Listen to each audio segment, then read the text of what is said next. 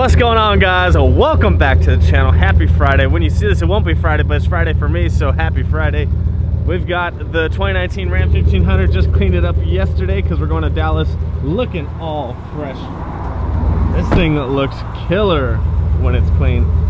Got everything back here. We got the cooler, some Ignite E90. Don't mind that they're in VP cans. It's actually Ignite E90. Some tools, jack stand, fan, spare tire for the trailer. Hopefully no trailer issues this weekend. And we've got the trailer, which is dirty because it just snowed here a couple days ago. But we've got the Mustang here. Just about to get everything loaded up. We are headed to a private track rental tonight. Tomorrow's streetcar takeover, which will be a separate video. But tonight we have a private track rental in Ennis at Texas Motorplex. So we'll see you guys over there. They got problems on problems on problems on problems on problems on problems. I solve them. I run through the money. Depression be calling. Left on my blessings. I feel like I'm falling. The birdie is back. Tell me I'm garbage. I'm going through something. That's why I ain't calling. Phone and progression is all that I wanted. The phone and affection. I summon and dumb because. Alright guys, so we are at the Motorplex. We've actually been here like 2 hours, but they're still finishing up getting the track ready. There's a ton of fast cars out here, a bunch of GTRs, a bunch of Mustangs over there, and race car Randy in the building. So we got the Mustang ready. We actually, I don't know how, but the keys locked themselves inside of the truck. That's not supposed to happen, but I have the Uconnect app, so we're able to unlock it. But there's a ton of Mustangs out here, as you can hear them. But we're about to get the first pass in. We're gonna see if the car's gonna hook. If the car doesn't hook, we'll turn the RPM down, turn the boost down a little bit. But I think the DA right now is like at 200, so it's super good air. Everyone's trying to break some records. I'm just trying to get the car to hook and see if we can get on the scramble early. So we'll see you guys on the first pass.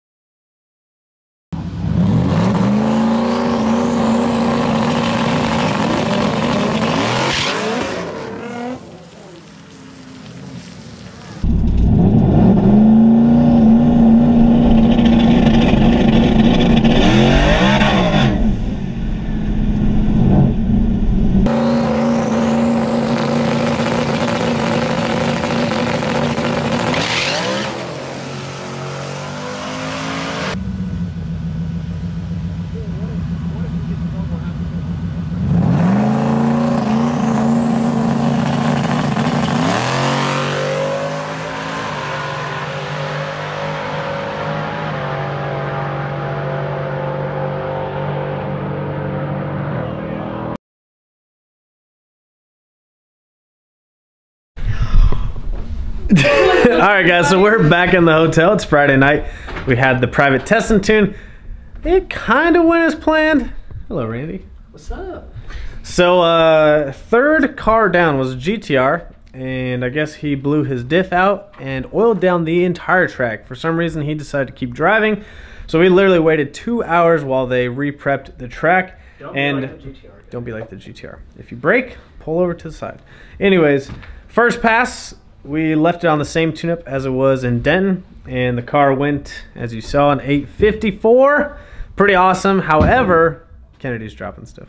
However, actually, I wasn't that excited because I had let out early. I always do this. Every time I go to a track where I don't know where the finish line is, I always let out early because I'm afraid that I'm going to run out of time to brake. So anyways, I let off early, and that's why the trap was only 154. But I went 540 in the 8th, which was pretty exciting. The car hooked up pretty decent, went 126 to the 60 foot. Everything went good. Went down got the time slip, was super excited about it, but I knew the car had more in it, so I wanted to ice it down and get back to the lanes. Second pass, we go down and just blew the tires off. And I knew it was going to happen because I have the smooth stage bump. I think about 7 people have asked me today if I have the smooth stage bump. I do have the smooth stage bump. However, it is not very smooth at the moment. I really need to dial that thing in because it's pretty much bucking the car forward every time I try and move forward. And essentially what's that doing is it's unsettling and then throwing the weight back on the tires and throwing it on the front. And you'll see it in the video clips. And that just makes the tires blow off. So I blew off the tires that pass, went and made a change to the smooth stage, blew the tires off again, even worse that time. It was pretty crazy. Again, I know, it was driving me nuts. And so I was like, all right, I've got to make a clean pass.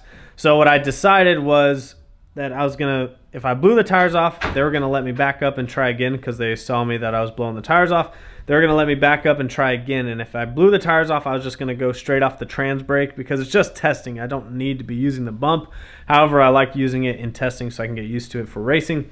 But anyways, car ran good. Ran another 854.1, like wasn't that much faster, but it did go 159. I almost went 160, but I got on the scramble super late. So I was pretty much on 13 pounds of boost until, I don't know, like maybe the 660, something like that, and maybe in the 1,000 foot. I don't know. I'd have to go back through the log and see where I hit it. But I hit the scramble, went up to like 15 and a half pounds of boost, but it was super late, but it did bring the mile an hour up, and plus I didn't let out too early. So it did bring the mile up almost to 160. I really wanted to break 160, but after that, I was going to run the car again, and I talked to TJ Bailey, who was setting up the private rental.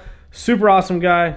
Huge shout out to those guys for setting up the rental, and the prep was awesome. But they asked me if I wanted to go again because they were going to re-prep it just for me, which was really cool. They didn't have to do that. And Randy is Snapchatting me because he thinks it's really funny.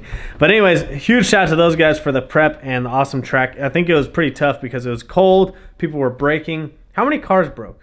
Justin Keith broke his red eye. The first guy broke his GTR. The guy broke his BMW. The girl with the Shigon CTSV, her boyfriend or husband, whatever, was driving the car, and he broke the drive shaft, I think. A lot of axles or the diff. Yeah, that's how you know it's sticky, when you're breaking axles, drive shafts, diffs. Justin Keith was probably the worst, though. The diff was literally laying on the ground. Like the actual housing and where the bolts go to the subframe had just ripped everything out. It was insane. It just exploded everywhere.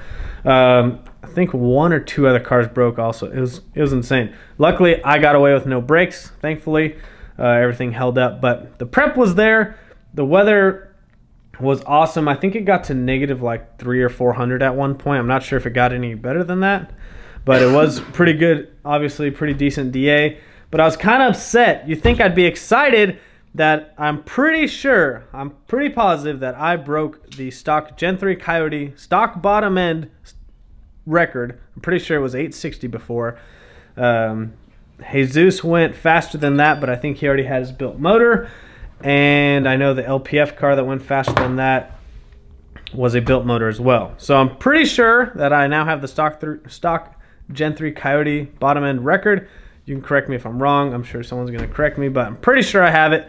If not, I'm super close. Anyways, I was really excited about it, but at the same time, I knew the car should have gone faster. If you look at the last pass, the car bucked so hard, and somehow it still won 760 foot. I don't know. But yeah, we've definitely got to get the bump figured out for tomorrow because I can't go rounds if I'm bumping that hard and just blowing the tires off, because the prep's not going to be as good tomorrow with it being street car takeover and with how many cars are going down and with the roll racing and all that. The track's just not going to be there.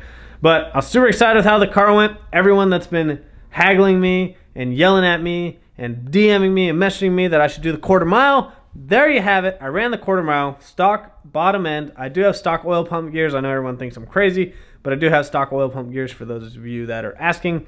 It went 2 850 passes. It probably could have gone, I think it could have gone a little faster, but I didn't do it, so I can't say for sure. But I think it would have gone a little faster if I could stop the bumping so hard and if I could have got on the scramble just a little earlier.